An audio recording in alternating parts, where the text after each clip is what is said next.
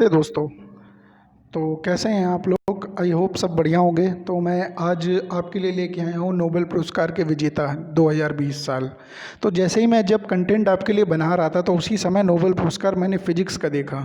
तो फिजिक्स का भी मैंने ऐड कर दिया और उसके बारे में भी मैंने एक बहुत अच्छी ट्रिक बनाई है। हो सकता है आपको ट्रिक अच्छी लगे हो, तो आप हमारा वीडियो जो है लाइक एंड शेयर करिएगा, ठीक है? प्लीज़ रिक्वेस्ट है ये।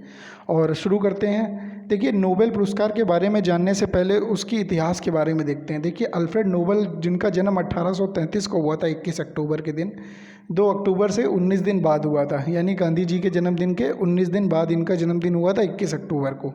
और तो ये डायनामाइट का आविष्कार इन्होंने किया था। नोबेल पुरस्कार विजेता जो हमारे नोबेल जी थे, इन्होंने 355 पेटेंट रजिस्टर कराए थे, जो कि बहुत बड़ी बात है। और इनकी जो मशहूर आविष्कार था वो था डायनामाइट। और इनकी जो मृत्यु हुई थी वो 10 दिसंबर 1896 को 63 साल की उम्र में हो गई थी। ये हमारे अल्फ्रेड नोबेल जी हैं और ये इनकी खोज डायनामाइट है। और ये नोबेल प्राइज़ का जो चिन्ह है, ये पदक है, ठीक है? इसमें इनकी फ़ोटो अंकित है।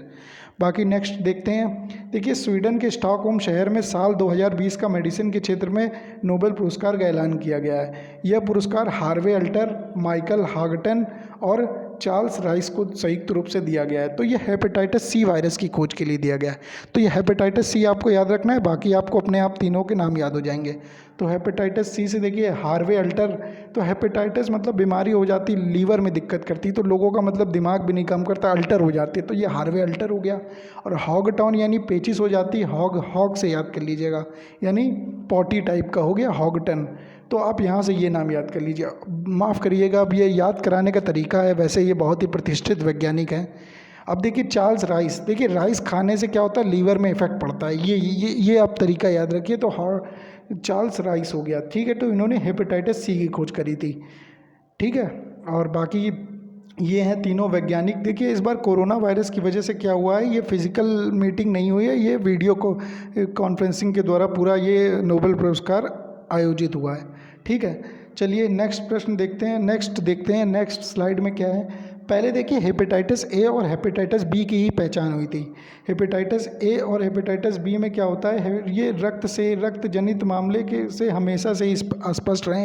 इस लाइन का मतलब ये है कि ब्लड टेस्ट से ही हमारा हेपेटाइटिस ए और हेपेटाइटिस बी मिलता था। और हेपेटाइटिस सी की खोज क्या हुई है कि क्रोनिक हेपेटाइटिस के शेष मामले के कारण पता लगाया जाता है। कैसे पता लगाया जाता है? ब्लड टेस्ट और नई दवाइयों के माध्यम से बनाया गया है। तो इस कारण क्या हुआ है, लाखों लोगों की ज़िंदगी बच गई है हेपेटाइटिस सी की खोज से। और हेपेटाइटिस ए और बी के बारे में देखते हैं। तो हेपेटाइटिस ए ज़्यादा कम खतरनाक है और हेपेटाइटिस बी ज़्यादा खतरनाक है। और उससे भी खतरनाक हमारा हेपेटाइटिस सी है, जिसकी अभी खोज हुई है। और ये दुनिया की तीसरी सबसे खतरनाक बीमारी है अगर बात करें तो। पहले नंबर पे हमारी कौन सी? पहले नंबर पे हमारी एड्स है, एक्वायर्ड इम्यूनो डिफिशियंसी सिंड्रोम जो HIV है। और दूसरे नंबर पे हमारी कौन सी है? दूसरे नंबर पे हमारी है टीबी। बात करते हैं टीबी की। तो टीबी हमारा बैक्टीरिया से होता है और हमारा जो HIV एक वायरस है, ठीक है? और देखते हैं, देखिए हेपेटाइटिस ए और बी में क्या डिफरेंस है। देखिए, हेपेटाइटिस ए जो है हमारा, ये बीमारी प्रदूषित, मतलब बीमारी जो होती है प्रदूषित पानी भोजन से फैलती है। इसमें बीमारी का रोगी के ऊपर ज़्यादा दिन तक असर नहीं रहता और वो कुछ दिन बाद सही हो जाता है। लेकिन हेपेटाइटिस बी की बात करते हैं तो हेपेटाइटिस बी हमारा क्या होता है, ये मनुष्य के खून लार के जरिए फैलता है और ये बहुत गंभीर असर डालता है। इस बीमारी को इसलिए खतरनाक बोला जाता है क्योंकि ये पहले असर नहीं दिखाती, बाद में असर दिखाती है। जिससे क्या होता है, जिससे हमारे मरीज की डेथ भी हो सकती है या उसके शरीर काम नहीं कर सकते हैं, ठीक है? और काम नहीं करते हैं, अपंग हो जाता है। उसके बाद देखिए, फिजिक्स का नोबेल पुरस्कार किसको मिला है? फिजिक्स का नोबेल पुरस्कार 2020 का मिला है, रोजर पेनरोज को मिला है, रिनहार्ड गेंजल को मिला है और एंड्रिया गेज को मिला है नोबेल पुरस्कार। अब बात करते हैं याद करने के तरीके की। तो रोजर पेनरोज, देखिए पेन से अगर आप रोज लिखेंगे तभी आपको फिजिक्स के फार्मूले याद होंगे, यही तरीका है याद करने का इसको। और देखिए रेन हार्ड गेंजल, मतलब फिजिक्स बहुत हार्ड है ना, रेन हार्ड, तो आपको रेन हार्ड गेंजल याद करना पड़ेगा, नाम याद हो गया होगा। और एंड्रिया गेज, गेज मतलब क्या हुआ हमारा, गेज मतलब हो गया, जैसे फिजिक्स में गेज से ही हम लोग लंबाई नापते हैं ना, जो डिस्टेंस होती है वो गेज से नापते हैं ना, गेज लेंथ हमारी होती है, तो गेज से याद रखिएगा, ठीक है? अब देखिए, ये हमारे तीनों जो महान वैज्ञानिक हैं जिन्होंने इसकी खोज करी है, ये तीनों वैज्ञानिक हैं। ये हमारे रोजर पेनरोज, ये हमारे रेनहार्ड गेंजल और ये है एंड्रिया गेज, ठीक है? चलिए नेक्स्ट स्लाइड देखते हैं। रोजर पेनरोज ने क्या बताया? इन्होंने बताया ब्लैक होल का फॉर्मेशन क्या है, जनरल थ्योरी ऑफ रिलेटिविटी को सपोर्ट करता है, यानी उसको प्रोत्साहित करता है, यानी उसी से ही हम लोग general theory of relativity predict कर सकते हैं। जनरल थ्योरी ऑफ रिलेटिविटी के बारे में बहुत सारे वैज्ञानिकों ने नोबेल पुरस्कार जीता है। 2017 में भी खोज हुई थी, तब भी जीता था, और 2020 में भी देखिए अभी भी जीता हुआ है। और रेनहार्ड और एंड्रिया की बात करते हैं तो इन्होंने क्या किया, गैलेक्सी के केंद्र में मौजूद विशाल द्रव्यमान के कॉम्पैक्ट ऑब्जेक्ट की खोज करी है, यानी एक कॉम्पैक्ट ऑब्जेक्ट देखा है जैसे ब्लैक होल की तरह ही खोज करी है। तो इन Royal Academy, Swedish Academy of Science के सेक्रेटरी जनरल होरान हैंसन ने पुरस्कार का ऐलान किया है, और इस पुरस्कार में कितना मिला, गोल्ड मेडल के साथ $11 लाख से ज़्यादा कैश प्राइज़ मिला है। तो देखिए पहले 9 लाख, जो 9 लाख स्वीडिश क्रोन मिलता था वही है। बाकी नेक्स्ट देखते हैं। देखिए ये है हमारे black hole form, black hole है ये किससे लिया गया था, क्या दूरबीन का नाम था, दूरबीन का नाम था इवेंट हॉराइजन, ये भी इंपॉर्टेंट नाम है, इवेंट हॉराइजन। और बात करते हैं, ये देखिए ये जो हमारा है ये गैलेक्सी के केंद्र में मौजूद एक ब्लैक होल जैसा ही कॉम्पैक्ट ऑब्जेक्ट है, ठीक है। ये देखिए, ये जूम कर देता हूँ मैं, ये देखिए बिल्कुल खाली जगह दिख रही है ब्लैक, और ये हमारा एक ब्लैक होल है, ठीक है। तो उसी के इर्द गिर्द घूम रही है। आजकल वैज्ञानिकों को क्या है, फिजिक्स का जो भी नोबेल पुरस्कार मिल रहा है वो एस्ट्रोनॉमी के क्षेत्र में मिल रहा है, ठीक है। नेक्स्ट प्रश्न देखते हैं। देखिए नोबेल पुरस्कार को कौन चुनता है। देखिए नोबेल पुरस्कार 6 क्षेत्रों में दिए जाते हैं, तो 6 अलग अलग लोग चुनते हैं। देखिए फिजिक्स की बात करते हैं और केमिस्ट्री की बात करते हैं तो royal Swedish Academy of sciences देता है। तो royal Swedish Academy of sciences किसका देता है, फिजिक्स और केमिस्ट्री का नोबेल पुरस्कार। और वहीं देखते हैं कोरोलिस्का संस्थान जो है जिसने इस बार का भी नोबेल पुरस्कार दिया है, वो मेडिकल के क्षेत्र में दिया जाता है, ये भी स्वीडन में ही दिया जाता है। और स्वीडिश एकेडमी ऑफ साइंस में भी नोबेल पुरस्कार दिया जाता है, ठीक है।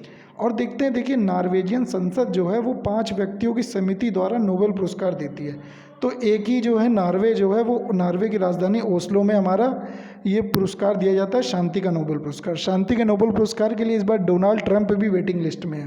देखिए जो अर्थशास्त्र का नोबेल पुरस्कार आया वो बाद में आया, वो आया हमारा 1969 में देने की शुरुआत हुई है, और 1968 का नोबेल पुरस्कार मिला है 1969 के लिए, ठीक है। तो बात करते हैं 1969 में मिला है 1968 का नोबेल पुरस्कार जो था। जैसे 1968 के नोबेल पुरस्कार के लिए जो प्राइज़ होते हैं उनका ऐलान 1969 में किया जाता है, ठीक है। घोषणा 1 साल पहले हो गई थी।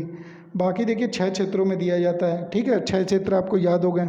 और कौन कौन देता है देखिए एक बार फिर से रिवीजन कराता हूँ। Royal Swedish Academy of sciences देती है केमिस्ट्री और फिजिक्स के लिए, और इसी के साथ साथ अर्थशास्त्र के क्षेत्र में भी Royal Swedish Academy of Sciences ही देती है, ठीक है।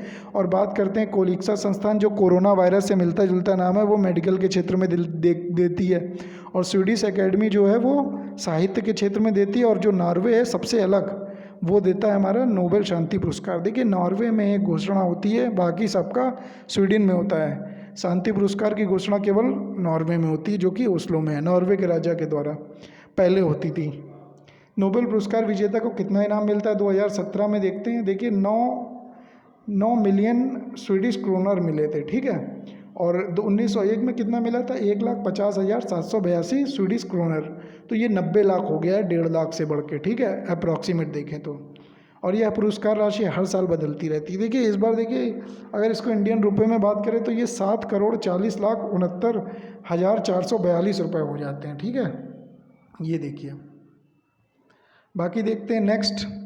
देखिए नोबेल पुरस्कार जो है शांति का एक ही पुरस्कार है जो स्टॉकहोम में नहीं दिया जाता है। इस पुरस्कार को 10 दिसंबर को नॉर्वे के राजा की उपस्थिति में ओस्लो में अल्फ्रेड नोबेल की मौत की सालगिरह के मौके पर दिया जाता है। तो देखिए अब तक जो भारत में नोबेल पुरस्कार मिला है वो 10 लोगों को मिला है। यहाँ पे 8 पता नहीं कैसे, ये 8 नहीं है, ये 10 होना चाहिए, ठीक है। तो बाकी 10 लोगों को नोबेल पुरस्कार मिला है। नॉर्वे जो हमारा इसमें इंडियन है, इनको 10 लोगों को मिला है। इसमें सबसे पहले नोबेल पुरस्कार किसे मिला था, 1913 में ये गीतांजलि के लिए मिला था। ये 1913 में जो नोबेल पुरस्कार है, ये 1914 नहीं 13 होगा, ठीक है। बाकी देखिए मलाला यूसुफजई जो हैं इनको सबसे कम उम्र में 2014 में 17 वर्ष की उम्र में मिला था।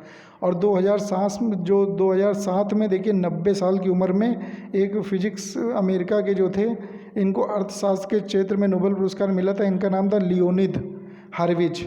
और देखिए जॉन बर्दिन एकमात्र नोबेल पुरस्कार विजेता हैं जिन्हें 1956 और 1972 में 2 बार भौतिकी के क्षेत्र में नोबेल पुरस्कार मिला है। और देखिए मैरी क्यूरी एकमात्र महिला हैं जिन्हें 1903 में भौतिकी के लिए नोबेल पुरस्कार और 1911 में केमिस्ट्री के लिए नोबेल पुरस्कार से सम्मानित किया गया 1903 और 11, यानी 8 साल का डिफरेंस। ठीक है, अब देखिए कौन कौन से 10 भारतीय जिन्होंने नोबेल पुरस्कार जीता है। तो पहले हमारे हैं गुरुदेव रविन्द्रनाथ टैगोर, जिन्होंने 1913 में साहित्य के लिए नोबेल पुरस्कार जीता था। और दूसरे हमारे हैं यानी ये CV Raman, sir CV Raman. अब इनके बारे में मैं बता दूं, सीवी रमन जी को जब नोबेल पुरस्कार डिसाइड हुआ था तो उस समय हमारा क्या था, उस दिन को हम विज्ञान दिवस के रूप में मनाते हैं। भारतीयों का विज्ञान दिवस कब मनाते हैं? 28 फरवरी को। 28 फरवरी को नेशनल साइंस डे के रूप में मनाते हैं। और इनको 1930 में नोबेल पुरस्कार मिला था। ठीक है, और इनको क्यों मिला था? इन्होंने क्या खोज करी थी? इन्होंने रोशनी यानी लाइट के कणों का बिखराव का विस्तृत वर्णन किया था। यानी लाइट जो हमारा है 7 रंगों में विभक्त हो जाती है। जो सूर्य की रोशनी आती है अगर प्रिज्म से या कुछ भी हो तो उसमें 7 रंग के वेवलेंथ होते हैं, ये खोज करी थी। और तीसरा क्या, 1968 में नोबेल पुरस्कार जिन्होंने जीता था वो थे हरगोविंद खुराना जी।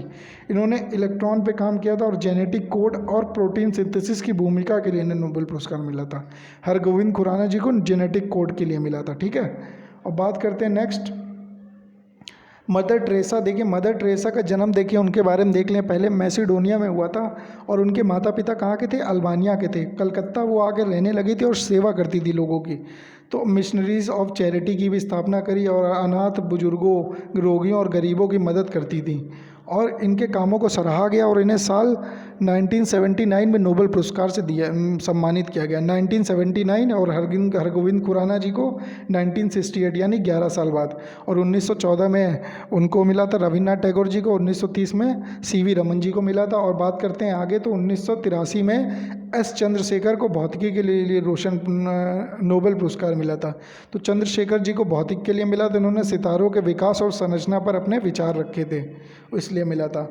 और अमृत सेन को देखिए 1998 में नोबेल पुरस्कार मिला था, जो कि लोक कल्याण अर्थशास्त्र के लिए नोबेल पुरस्कार इन्हें दिया गया था। अमृत सेन का भी नाम इंपॉर्टेंट है, 1998। उसके बाद देखिए वीएस नायपाल को 2001 में नोबेल पुरस्कार मिला था और इससे पहले उन्हें 1971 में बुकर प्राइज़ भी मिला था। ठीक है, ये भी याद रखिए। और साल 1990 में ब्रिटेन सरकार ने उन्हें नाइटहुड की उपाधि दी थी। नाइटहुड की उपाधि किसको और मिली थी आप कमेंट बॉक्स में लिख के बताइएगा। बाकी वेंकट रमन रामकृष्णन, देखिए नाइटहुड की उपाधि गांधी जी को मिली हुई थी, जो बाद में उन्होंने जब जलियांवाला बाग हत्याकांड हुआ था तो उसके कारण गुस्से में अपना रोष मतलब व्यक्त करने के लिए वो उपाधि वापस ले ली थी। उसके बाद देखिए वेंकट रमन रामकृष्णन को 2009 में रसायन विज्ञान के लिए नोबेल पुरस्कार मिला। इन्होंने राइबोसोम की संरचना के बारे में जानकारी दी थी। वेंकट रमन रामकृष्णन 2009, ये याद रखिएगा। ये 8 साल बाद मिला था। ठीक है, वीएस नायपाल के 8 साल बाद, 2001 के बाद। और 2008 साल का हो गया 9। और उसी के 5 साल बाद कैलाश सत्यार्थी जी को मिला था मजदूर उन्मूलन और शिक्षा में अधिकार देने के लिए। बचपन बचाओ आंदोलन भी इन्होंने शुरू किया था। इसके लिए इन्होंने टीचिंग को भी छोड़ दिया था और ये पेशे से एक इंजीनियर थे। ठीक है, ये भी याद रखिएगा।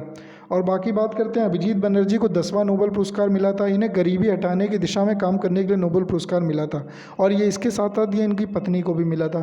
तो चलिए, ये नोबेल पुरस्कार के बारे में जानकारी आई होप आप लोगों को पसंद आई होगी। अगर पसंद आई हो तो हमारा वीडियो लाइक करिए, शेयर करिए और सब्सक्राइब करिए और इसको ज़्यादा से ज़्यादा आगे बढ़ाइए इस नॉलेज को, जिससे लोगों को नोबेल पुरस्कार के बारे में, प्राइज़ के बारे में पता चले। नमस्ते।